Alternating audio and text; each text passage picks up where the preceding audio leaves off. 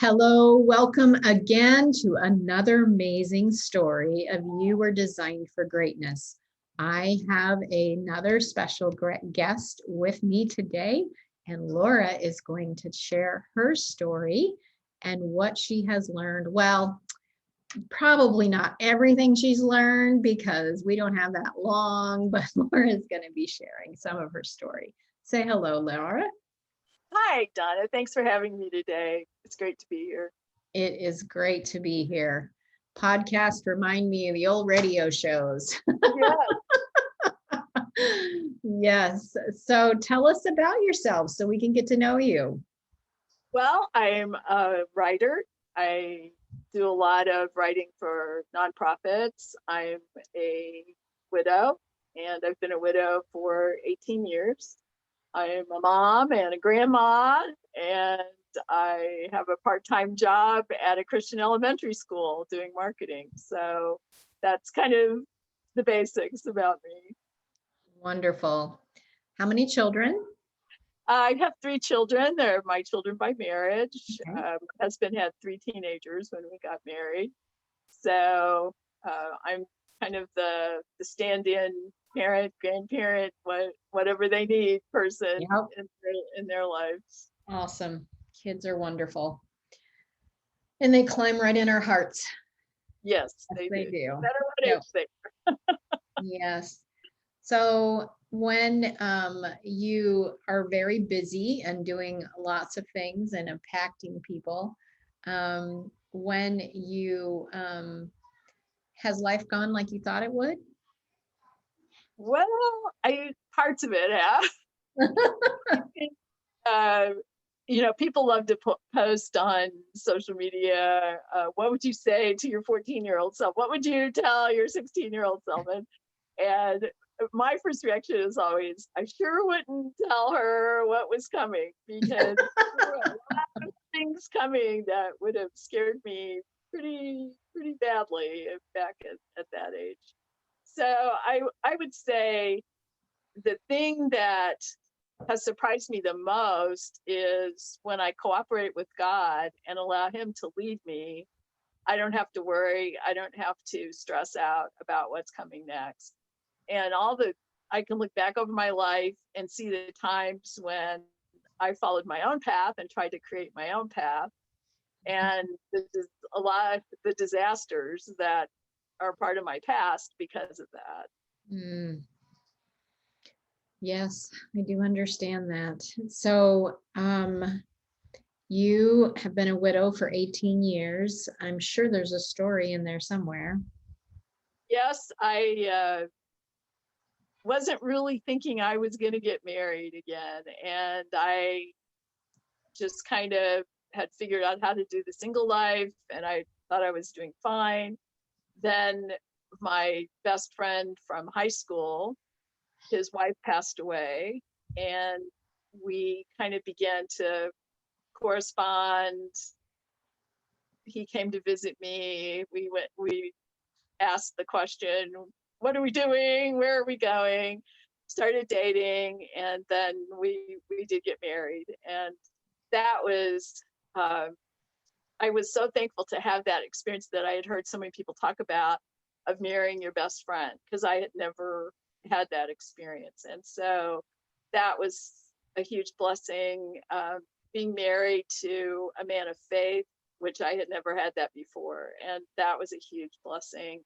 So there were so many things wrapped up in that commitment to me.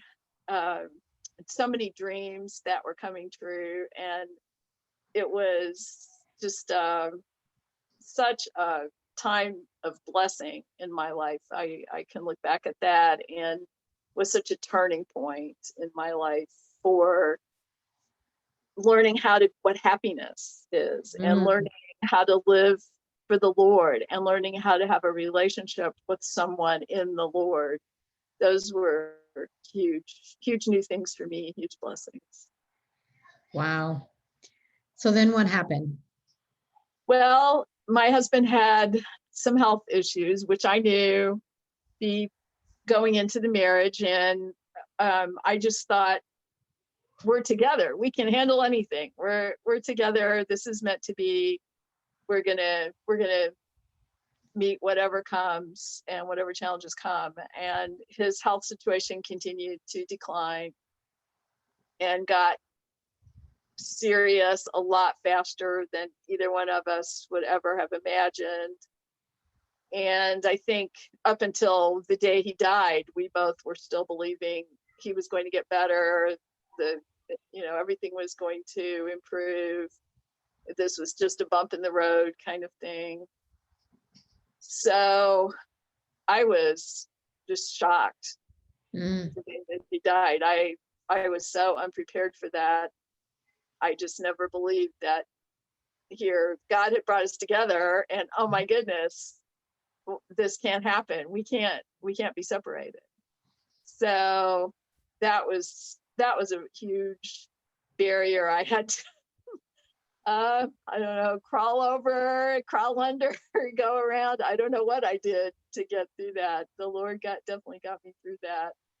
And then when I got on kind of the other side of that, like, okay, well, he's gone. My kids are grown, married, off doing their own thing. So what am I supposed to be doing? What's my purpose? Why am I still here? And so I spent about 10 years asking myself the question, talk about wasting time. And then finally, God showed me pretty clearly, here's why you're still here. And so that's what I've been doing for about the last six years. I've been focusing on that. And what is that?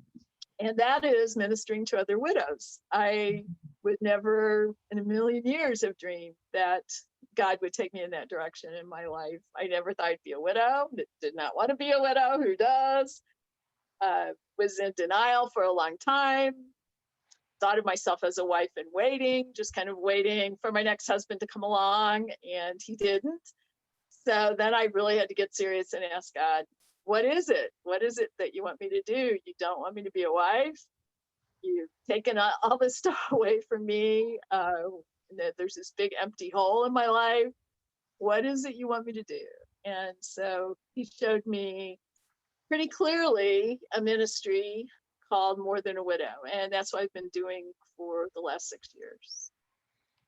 Beautiful.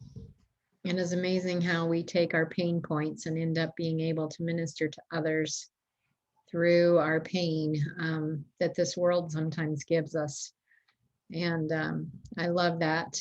So imagine that you, a widow, recently new widow, or somebody who's lost somebody. It doesn't necessarily have to be their husband to have grief, but that they're listening, and it's dark and pain, and you can relate, I know. What would you say to them? Reach out. The biggest temptation for anyone who's grieving is to isolate and barricade and withdraw and force yourself to suffer even more than you're suffering for whatever reason. Excuse me. So and it's the hardest thing in the world to do. I mean, I still struggle with it after 18 years. It's still so tempting just to go sit on the couch, pull up the Afghan, cat comes over and cozies up on my lap, turn on some old Dick Van Dyke show rerun, and okay, who needs the world? I'm fine. I'm right here and I'm fine. And that's just such a deception, because while I'm doing that, I'm missing the opportunities that God has ready for me, people that he needs me to talk to, people he needs me to touch, things he needs me to write, places he needs me to go that I haven't been yet.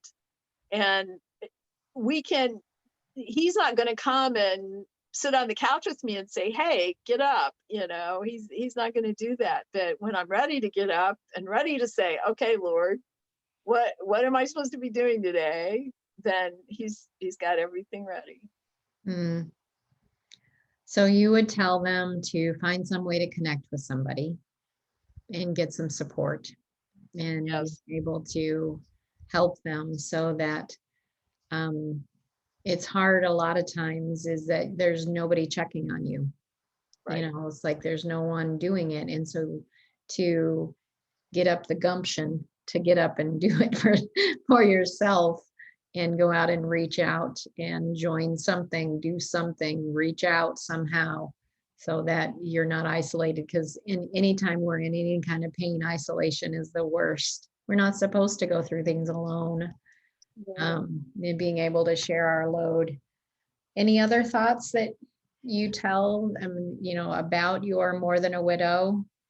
I Um, think I also talk to people who know widows. And the flip side of that is if you know someone who's a widow, reach out and keep reaching out, even if she doesn't respond, even if she doesn't return your calls, even if she refuses your invitations over and over and over. Keep reaching out, because there's going to come a time when she's going to be ready. She's going to be ready to do something with someone, to reach out in some way, to connect with people again. So that's the other side of grief, is the people around the person who is mm, grieving and what they can do to help that person. And a lot of times people ignore the person because they don't like to see someone in pain. they don't know They what to do. don't know what to do, don't know what to say. So they just do nothing and say nothing. And that's really, really sad. The other thing is everybody handles grief in a different way. So it's never how you might expect. When my husband passed away, he was a pastor, so at that time pastors wore suits and ties. That was what they wore Mhm, every mhm. Sunday. So he had lots of ties. So I took each one of his ties and sent one to each one of his friends with a note and saying, that this belonged to him and I wanted them to have it. And just the different the different men's reactions was so interesting. Mhm. One man sent it back and said, "I'm not worthy to wear Jean's tie."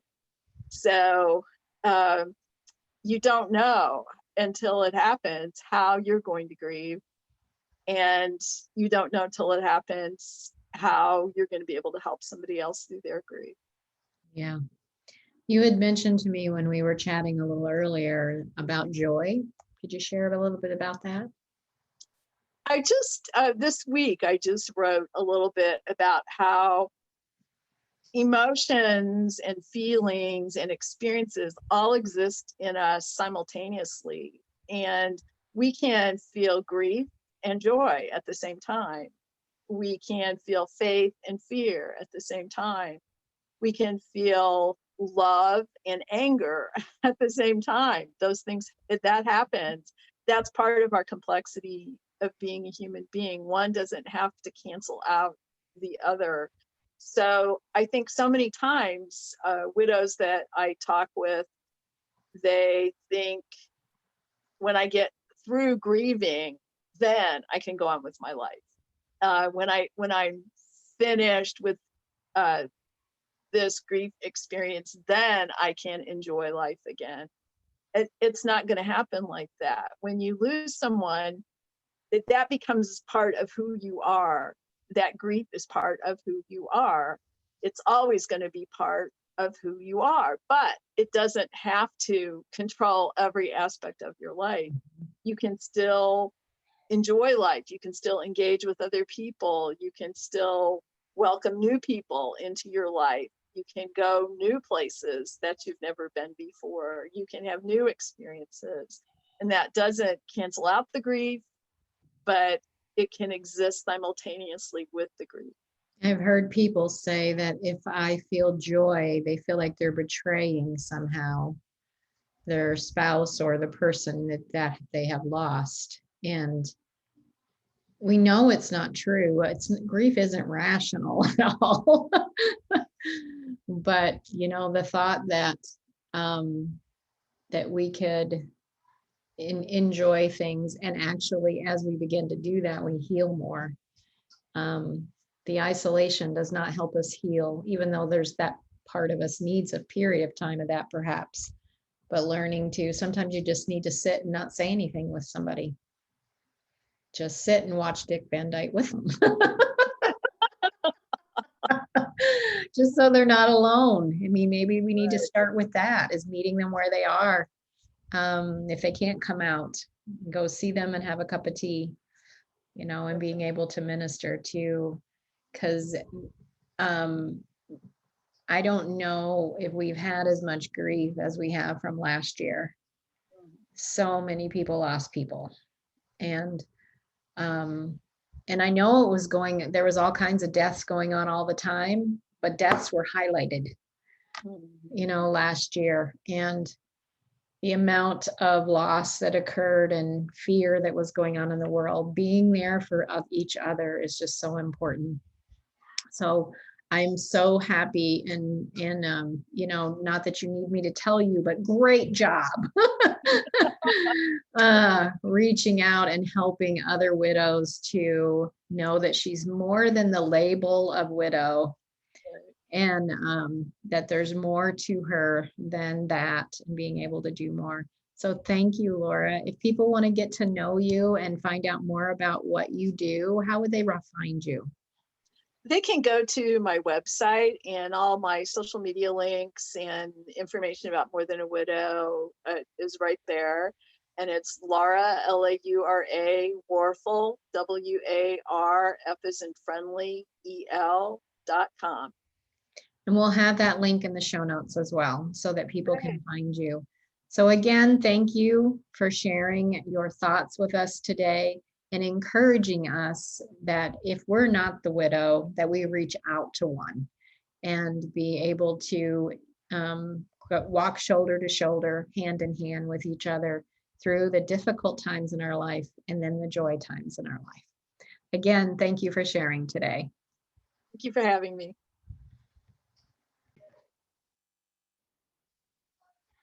Another wonderful story of overcoming and turning our baggage into luggage so that we can actually make an impact and make a difference in the world to the people around us. If you're feeling stuck at all and you're needing some support, you could schedule a complimentary consultation with me. You can click the link in the show notes, go to my website, iVibrantLiving.com, click on schedule now, and schedule a conversation with me, because I believe in you and I want to help you live to your fullest potential, turning your baggage into luggage so you can actually live the life you've always dreamed. And so until next time, oh, and remember, like, share, leave reviews on this podcast so that we can impact more women around the world. Until next time, I wish you the very best. Bye for now.